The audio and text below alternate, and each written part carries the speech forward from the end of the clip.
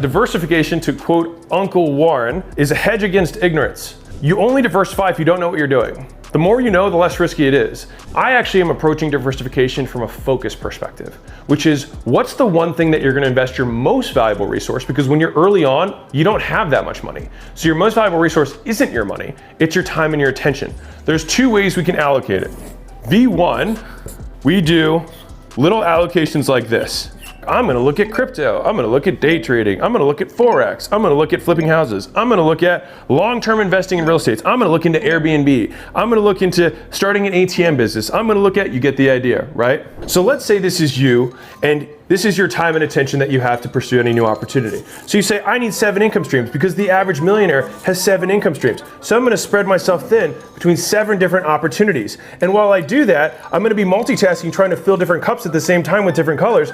And I'm somehow gonna wait until one of these things takes off, right? I have to see which ones of these will work. But the reality is, it's not which of these ones will work. Any of them could work if you put the work in, but you have to reach a threshold. Once you get to the top, the extra cash starts spilling over and you actually have a profitable opportunity. Which one of these cups is closer to spilling over? You going in on one thing, or you spreading yourself between 7? And the reason that this myth continues to proliferate is because it's absolutely true that people who are the wealthiest have multiple income streams. But what's not true is about how they got there. The wealthiest people in the world go all in on one income stream and they keep adding it up over and over and over again until it overflows. And then once it overflows, because they're making so much money from their one opportunity, they then start diversifying back between the other different ways. But they made their wealth focusing on one thing, and then they maintain their wealth by distributing it. You don't make money by splitting your attention up, you make it by focusing on the one thing that matters most. V2, you say, what do I really like? Well, I do have experience doing this one thing, and so I'm gonna ignore all of these other opportunities and just go all in on one thing. The reason I'm such a big advocate of focusing your attention on one thing is that this is where you get disproportionate returns. Because I think it's very arrogant to think that your 10% of your attention, where you're not even that good at business to begin with, spread between 10 things, is somehow gonna compete against somebody who's putting all of their effort on one thing. But here's the fallacy that most people who are starting out don't get. They think, I'm gonna try all of them and see which one works out. Or rather, I'm gonna try to start multiple things and see which one takes off. But the reality is that all of them could take off, or none of them could take off, but it's solely based on which one you work on. So it's not which one will work, it's which one will you work on. You wanna go as fast as possible through the I have no idea what I'm doing phase, so that you can get to the I do know what I'm doing phase, and I understand the risks that are associated with this, and that's why I don't wanna diversify, because I actually get outsized returns here. There's 5 stages that you go through as an entrepreneur when you're considering a new opportunity. Phase 1 is called uninformed optimism. This is where you are uninformed, but you're like, man, this opportunity sounds so great. Look at all these people making all this money. And so then you dive in. And then you get to something called informed pessimism. You're like, oh wow, this isn't as easy as I thought. There's all these other things that they didn't talk about in this ad or in this highlight reel that they show me on this YouTube short about this person that made $1,000 a day going from nothing from her home, right? So then what happens next is you keep working on it, and then you get into the valley of despair. Sad face, sad face. This is where most people quit. And this is what most people do now. Dot, dot, dot, dot, dot, dot, dot, dot, dot. They find another one of these things to get into, and they go all the way over back here, because they think, oh no, this one has doo-doo on this side of the fence.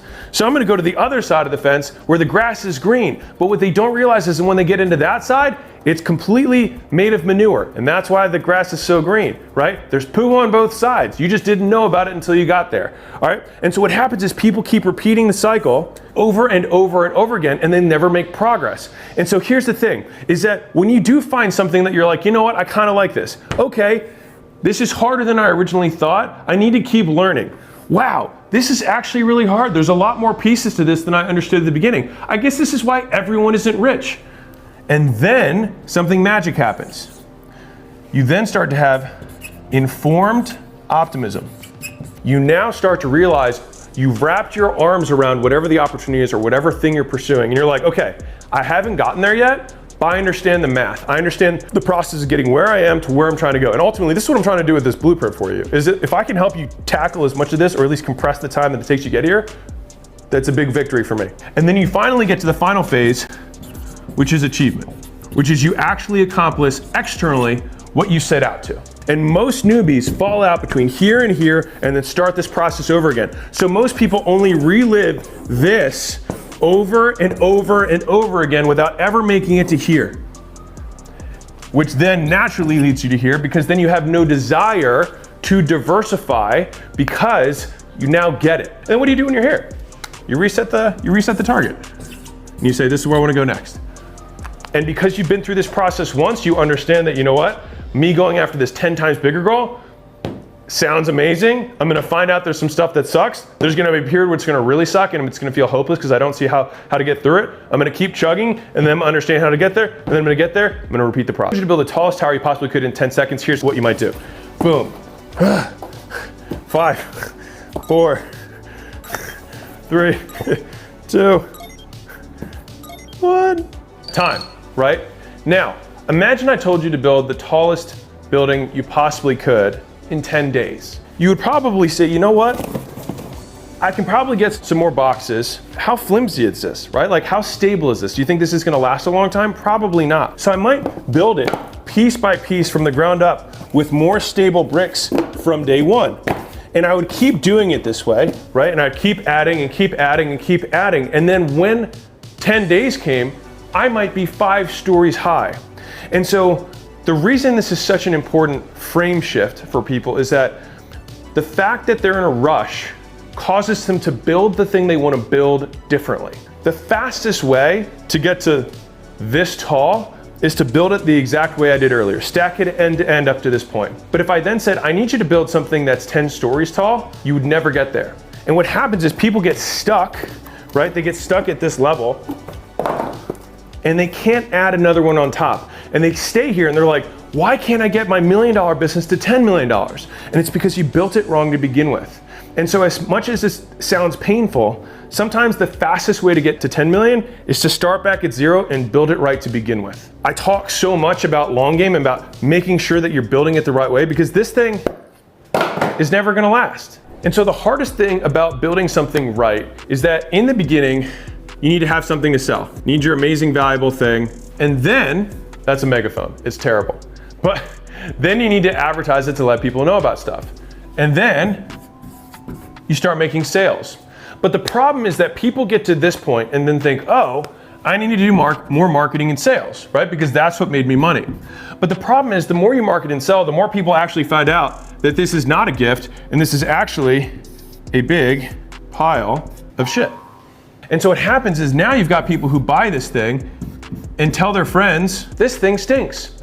And then over time, it becomes more and more expensive for you to advertise because your reputation stinks.